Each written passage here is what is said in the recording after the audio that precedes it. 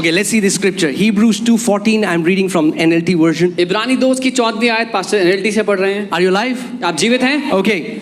Because God's children are human beings क्योंकि मनुष्य जाति परमेश्वर की संतान है, made of flesh and blood. जो लहू और मांस के बनाए गए. The Son also became flesh and blood. इसीलिए परमेश्वर का पुत्र भी लहू और मांस बन गया.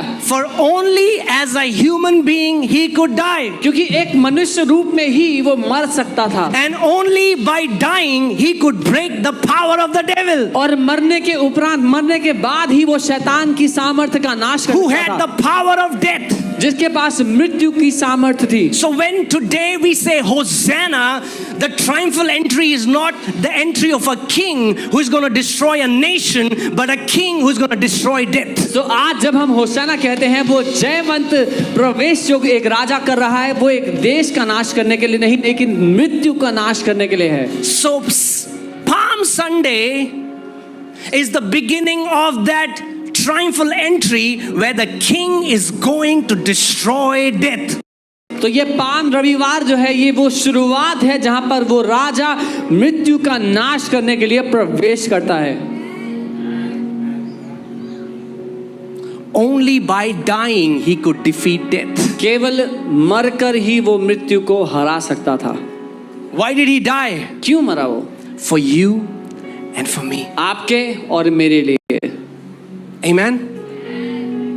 Let's see Revelation 1:18. हम प्रकाशित वाक्य 1 उसका 18 देखते हैं. Hear this. ध्यान से सुनना. I am he who lives मैं वो हूं जो जीवित है and was dead. और मर गया था.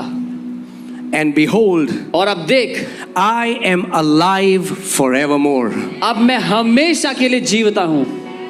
And I have the keys of Hades and of death. और मृत्यु और अधोलोक की कुंजियां मेरे ही पास हैं. Come on.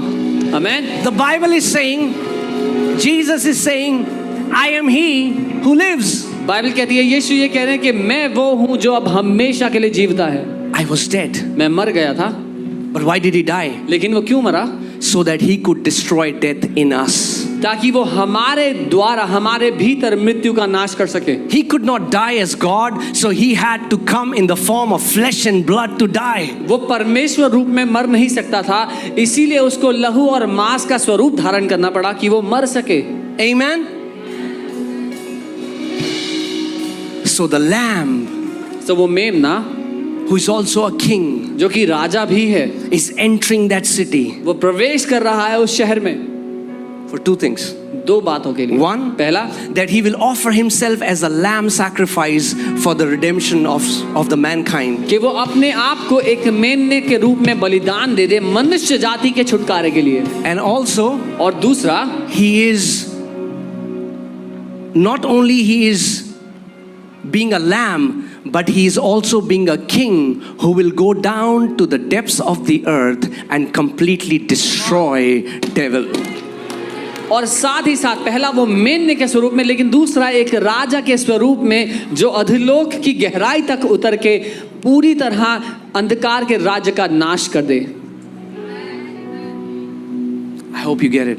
मैं प्रार्थना करता हूँ आप इस बात को ग्रहण कर पाएं. See, even what these people were doing, they didn't know what they were doing. जो ये लोग कर रहे थे, इनको पता भी नहीं था क्या कर रहे हैं. You know, when they were saying Hosanna, जब वो कह रहे थे, blessed is he who comes in the name of the Lord. धन्य है वो जो प्रभु के नाम में It's आता a है. messianic psalm. ये एक मसीहा का भजन है. The Jews have been singing this hymn for years. यहूदी लोग सालों से इस भजन को गा रहे थे. Let's see, Psalm 118, भजन 118 देखते हैं, verse 25. उसकी 25वीं आयत. Let's read it together. साथ में Ready? पढ़ते हैं. तैयार हैं? Save now. Only 29 rupees, 6 days Vedic Maths Summer Camp. Don't calculate in a slow way. Enroll. Save now. What does save now mean? Hosanna. Save now, I pray, O Lord, I pray, send now prosperity. हे यहोवा विनती सुन, उद्धार कर, यानी कि अभी बचा ले, जिसका अर्थ है होसाना. हे यहोवा विनती सुन, सफलता दे, समृद्धि दे. The root word in this word prosperity means a breakthrough, come with force. जो मूल शब्द है यहाँ पर सफलता या समृद्धि का, वो है एक जोर के साथ तोड़ देना जो रुकावट है उसको। Jews wanted a military king. यहूदी चाहते थे एक सेना का राजा हो। And whenever a king comes, he comes riding on a horse. और जब एक राजा आता है तो वो घोड़े पर सवार आता That's है। the display of strength. ये दिखाता है बल को, सामर्थ्य को। But Jesus came on a donkey लेकिन यीशु एक गधी के बच्चे पर आया, because he wants to show that he is a different kind of king. क्योंकि वो दिखाना चाहता था कि वो एक अलग तरह का राजा है। The strength in his kingdom is not measured by might, but the strength in his kingdom is measured by humility. उसके राज्य में बल का अंदाजा किसी की शक्ति के द्वारा नहीं, लेकिन उसकी नम्रता के द्वारा लगाया जाता है। You know, in the kingdom of God, who are the most powerful people? परमेश्वर The के- humble are the most powerful in the kingdom of God. परमेश्वर के राज्य में कौन सबसे शक्तिशाली हैं? वे जो सबसे नम्र हैं। You know why? पता है Because the क्यों? Bible says, what does the Bible say? Bible What क्या does कहती है? God give to humble? Come परमेश्वर on. नम्र लोगों को क्या देते हैं? Come on. Not just grace, more grace. और ज्यादा अनुग्रह है। Bible What is more grace? Abundance of grace. और ज्यादा अनुग्रह क्या होता है? बहुत आयत में अनुग्रह। Romans 5, those who receive the abundance of grace and the gift of righteousness shall do what? They shall reign in life, Bible says. रोमी 5 बाइबल कहती है, वे जो अनुग्रह की बहुतायत और धार्मिकता का वरदान मुफ्त में पाते हैं, वे क्या करेंगे? वे इस जीवन में राज्य करेंगे। बाइबल So कहती we है don't reign in the kingdom riding on a horse. We reign in the kingdom with humility. तो हम राज्य में घोड़े पर बैठकर राज्य नहीं करते, लेकिन नम्रता के द्वारा राज्य करते हैं। If you are a humble person, अगर आप नम्र हैं, devil will not know what to do with you because you'll always be covered by grace upon grace upon grace. तो शैतान को समझ में नहीं आएगा आपका करना क्या है, क्योंकि आप पर अनुग्रह लदा हुआ होगा। You know why? Because the humble do not depend on their own strength. They depend upon Lord's strength. And when they depend upon His strength, they are powerful in the kingdom. क्योंकि जो नम्र हैं वे अपने बल पर नहीं भरोसा रखते, लेकिन वो परमेश्वर के बल पर भरोसा रखते हैं। Amen? So Jesus wanted to tell them, I am a king of a different kingdom, and in my kingdom, strength is measured in a different parameter. यीशु ये बताना चाहते थे कि मैं राजा हूँ एक अलग राज्य का, और उस राज्य में बल की एक अलग परिभाषा है। Amen? Amen. The Bible says, if you're humble, what does God do? He's going to exalt you. Bible कहती है अगर आप नम्र हैं तो परमेश्वर क्या करेगा? वो आपको उठाकर ऊंचा स्थान देगा। In all my life, where, you know, when I have been serving the Lord, I have always seen humble people walk in crazy favor of the Lord. मैंने जीवन भर नम्र लोगों को दिल दहला देने वाले अनुग्रह में जीते हुए देखा है। Abundance of grace, अनुग्रह की बहुतायत, gift of righteousness. धार्मिकता का मुफ्त तोहफा। Amen. All right, let's come back to that psalm. हम उस भजन Oh में Lord, वापस I आते हैं। praise and now prosper. Okay. Now what are they saying? Blessed is he who comes in the name of the अब Lord. वो क्या कह रहे हैं? धन्य है वह जो यहोवा के नाम में आता है। We have blessed you from the house of the Lord. हमने तुमको यहोवा के घर से आशीर्वाद दिया है। These guys were quoting the same psalm. It's a messianic psalm. ये लोग जब यीशु प्रवेश करते हैं तो यही भजन को गा रहे थे, उसी मसीहानिक भजन को गा रहे They're थे। thinking, oh, son of David, a leader like David, a military leader has come who will cut the head of Goliath. वो कहते हैं दाऊद की संतान, दाऊद के जैसा एक राजा आ गया है जो इस गोलायत का सर काटेगा। Yes, Jesus had come to cut the head of Goliath, but that Goliath was death. हाँ, यीशु उस गोलायत का सर काटने के लिए ही आया था, लेकिन वो गोलायत मृत्यु थी। Guys, are you with me? आप मेरे साथ हैं? Next verse. अगली आयत। God is the Lord and He has given us light. यहोवा परमेश्वर है और उसने हमको प्रकाश दिया है। How has He given us light? कैसे उसने प्रकाश दिया है? Next verse. अगली आयत। Bind the sacrifice with cords to the horns of the altar. यज्ञ पशु को वेदी के सिंगों के रस्सियों से बांधो। If you get that, light is going to shine in your heart. वो प्रकाश जब आप प्राप्त करेंगे आपके हृदय में वो चमक उठेगा। Amen? आमेन। समाज के अंदर बुराई है कि अगर आपकी बेबीज नहीं है तो दिक्कतें आती हैं। स्वामी जी मेरे 6 साल तक बच्चे नहीं हुए और उस बीच में मैंने Bind the sacrifice with cords to the horns of the altar. यज्ञ पशु को वेदी के सींगों से रस्सियों से I बांधो। want you to see a picture of the altar मैं उस वेदी की तस्वीर आपको दिखाना and the चाहता हूँ। 4 horns और जो 4 सींग on उसमें the थे, corner. जो कोनों पे 4 सींग हैं। Now these horns were used, the sacrifice used to be hanged on these horns until all the blood used to drain out. इन सींगों पर उस बलिदान को टांगा जाता था जब तक उसका पूरा खून ना बह जाए। Jesus was also hanged on the horns till all the blood from his body came out. यीशु को भी एक बलिदान की तरह उस सींग पर टांगा गया जब तक उसका पूरा शरीर का खून ना बह गया। And if you can look at that sacrifice being tied to that horns, you will have light revelation from God. और अगर आप उस बलिदान को उन सींगों पर टंगा हुआ देख सकते हैं तो परमेश्वर की ओर से प्रकाश आप प्राप्त करेंगे। Amen, church. आमेन कलीसिया। Jesus is entering. यीशु प्रवेश कर रहे हैं। This day, God told this day, every family had to choose a lamb. परमेश्वर ने कहा इस दिन हर एक परिवार को, हर एक घराने को मेमना चुनना है। And 4 days they had to keep the lamb with them. 4 दिन उसको अपने साथ रखना है। And 4 days they had to examine the lamb. और 4 दिन तक परखना है वो मेमने Because को, the lamb had to be blemishless. क्योंकि उस मेमने का दाग धब्बे रहित होना आवश्यक था। Do you know when Jesus entered into Jerusalem, he went to the temple that is his father's house and was examined by scribes and Pharisees and high priest for 4 days. क्या आप जानते हैं जब यीशु ने यरूशलेम में प्रवेश किया और अपने पिता के घर यानी कि मंदिर, यहूदियों के मंदिर में वो गया, 4 दिन तक फरीसियों ने उसको परखा। They were asking him questions. With whose authority do you do these things? वो उससे सवाल करते थे किस अधिकार से तुम ये सब काम करते हो चमत्कार के। And on the 5th day, और 5वें दिन when God said that the lamb has to be killed, जब परमेश्वर ने कहा उस मेमने को मारा जाएगा, Jesus was sent on the cross. यीशु को क्रूस पर भेजा गया। Guys, are you with me? आप मेरे साथ I हैं? hope we are getting what is happening here. मैं उम्मीद करता हूँ आप समझ रहे हैं जो मैं कह रहा हूँ। That's why Palm Sunday, Passover and Resurrection Sunday, it's so important that we understand it. इसीलिए पाम दिन, फसह का पर्व और मुर्दों में से जी उठना ये बहुत महत्वपूर्ण है कि इसको हम जानें। That's why this Friday, इसीलिए इस 5 Friday, PM, 5 बजे we are going to have a Passover service. इस फ्राइडे शाम को 5 बजे, शुक्रवार शाम को 5 बजे हम फसह के पर्व की सभा करेंगे।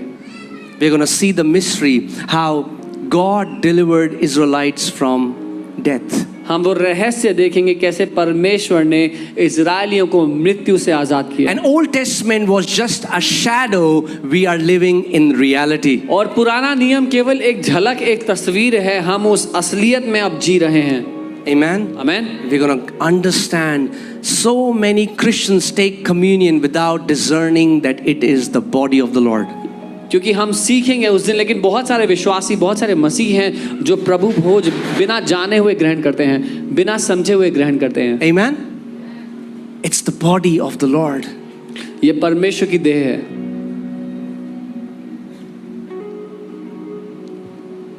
That's okay, guys. It's okay.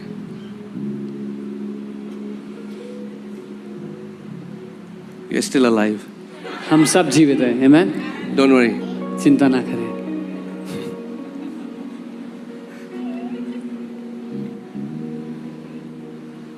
Let's give our attention to the word. अपना ध्यान हम वचन की ओर लगाएं। आमेन। Amen.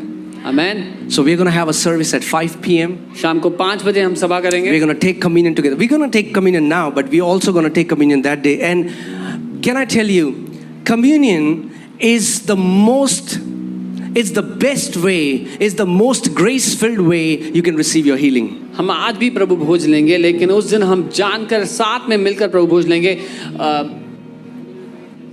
Yeah, to receive your healing. क्या आप जानते हैं प्रभु भोज सबसे बड़ा अनुग्रह से भरा हुआ तरीका है अपनी चंगाई ग्रहण करने का। So if you're struggling with anything, अगर आपके जीवन में कोई भी बात है जिसको आप झेल रहे हैं, जूझ come रहे हैं, before the table of the Lord. तो परमेश्वर की उस मेज के सामने आना है। Jesus said to his disciples, he said, take, eat, this is my body broken for you. यीशु ने अपने चेलों से कहा, इसको लो और खाओ, ये मेरा शरीर है जो तुम्हारे लिए तोड़ा जाता है। What did God tell Moses to tell people in Exodus 12? Tell them to kill the lamb and then to roast it in fire and then eat it. परमेश्वर ने मूसा से क्या कहा निर्गमन 12 में लोगों से कहने के लिए कि वो मेमने को लें, उसको मारें, उसके मांस को पकाकर खा लें। Amen. His body was broken for us. उसका शरीर हमारे लिए And तोड़ा we गया। have received so many testimonies. और हमने बहुत सी गवाहियां देखी अपने बीच में होते हुए। So every time when you come before the table of the Lord, it's not a ritual. तो जब कभी आप प्रभु भोज लेने के लिए परमेश्वर की मेज पर आएंगे, जाने की रीति रिवाज नहीं है। See, because we received in free, that's why we don't honor it. क्योंकि हमें- Usually what we get in Yeah. free has no value, but it costed the Lord everything. क्योंकि हमें ये आज़ादी से मुफ्त में मिला है, इसीलिए हमें इसकी कीमत नहीं पता। जो चीज़ें मुफ्त में मिलती हैं उसकी कीमत नहीं मानता कोई, उसको महत्वपूर्ण नहीं मानता, लेकिन प्रभु को इसके लिए अपना सब कुछ देना पड़ा। Our healing हमारी चंगाई came from His suffering. उसने जो सहा उससे हमें मिली है। Amen. Amen. So every time when you come before the table of the Lord, तो जब कभी आप परमेश्वर की इस मेज के सामने आते हो, you can see that lamb hanging on the horns. आप देख सकते हो उस मेमने को जो उन सींगों पर टंगा हुआ है। His body broken for us, उसका शरीर जो हमारे ही कारण तोड़ा गया, and He's releasing healing और वो and health to us. और वो चंगाई और अच्छा स्वास्थ्य हमारे जीवन में उपलब्ध करता है, उसको खोल देता है हमारे लिए। Amen. Amen. See, that's both the ministry of Jesus. Come on, ये दोनों सेवकाइयां हैं यीशु की। He's offering Himself as a lamb. वो अपने आप को एक मेमने के स्वरूप में देता That's है। a priestly ministry. वो एक याजक की सेवकाई है। And then He's going and having dominion, crushing the head of Satan. That's His kingly ministry. और फिर वो जाता है प्रभु की तरह राज्य करते हुए शैतान के सर को कुचल देता है, And takes the key of Hades and death. और नरक और अधोलोक की कुंजियां उससे छीन लेता है। What is Hades? Hades in Greek mythology is a place where dead people, it's an abode of dead people. वो अधोलोक क्या दर्शाता है? उन मरे हुए लोगों का स्थान। Dead people, they are spirits in a place. मरे हुए लोगों की आत्मा एक स्थान में। And if Jesus took the keys, और जब यीशु ने उसकी चाबी छीन ली, guess what He did? तो क्या किया पता है? ताला खोल दिया। And in 1 Peter it says, Bible says Jesus went and preached to these people.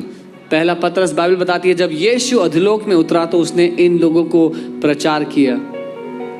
Sometimes we have limited God, we don't know. We say, oh, He now has, I'll not say much, because some people are not ready, but He has the keys of death. क्योंकि कई बार हम लोग तैयार नहीं होते, लेकिन हम ये जानते हैं कि उसके पास मृत्यु की चाबी है। Who has the key of death now? किसके पास मृत्यु की चाबी है? Don't you limit Him. Now, किसके पास मृत्यु की चाबी है? don't you limit Him. उसको सीमित ना करें। You have no idea the power that our Lord has. आपको कोई अंदाजा नहीं क्या सामर्थ्य है हमारे प्रभु के पास। Amen. Amen. He has the keys of death. उसके पास मृत्यु की कुंजियां हैं। And He entered. और उसने प्रवेश किया। And first thing, when He entered His father's house, what He did? और पहला काम उसने क्या किया जब अपने पिता के घर में उसने प्रवेश किया? Turned the tables upside down. He cleansed the temple. उसने मंदिर को साफ किया। जो लोग वहां व्यवसाय कर रहे थे उनके मेज पलट दिए। And in the New Testament, और नई वाचा में we are the temple. हम वो मंदिर हैं। And what does Jesus do when we receive Him into our heart? When He comes in us, the first thing He starts doing is He starts cleaning the temple. और यीशु क्या करता है जब उसको अपने जीवन में हम लोग ग्रहण करते हैं? सबसे पहला काम जो यीशु हमारे जीवन में करता है वो हमें पवित्र करने लगता है, हमें साफ करने लगता है हमारे जीवन को। Demons had been merchandising for decades, and Jesus comes. Whenever you receive Jesus, he will destroy the tables set by demons. जो दुष्ट आत्माएं हमारे जीवन में व्यवसाय कर रही थी बहुत समय से, यीशु आकर उनके मेज पलट देता है। Amen. He entered as a king. एक राजा के स्वरूप में वो प्रवेश And कर। then the Bible says now, you know what he has made us? और बाइबल कहती है, पता है उसने हमें क्या बनाया? King and Raja priest. और याजक। King and a priest. राजा और याजक। When he was the priest, what did he offer? जब वो याजक था, उसने क्या दिया भेंट में, बलिदान में? आप जानते हैं? He offered himself. अपने आप को बलिदान में दे दिया। You know what do we have to offer? पता है हमें क्या देना है बलिदान में अब? Huh? Ourselves. Offer your bodies as a living sacrifice. Bible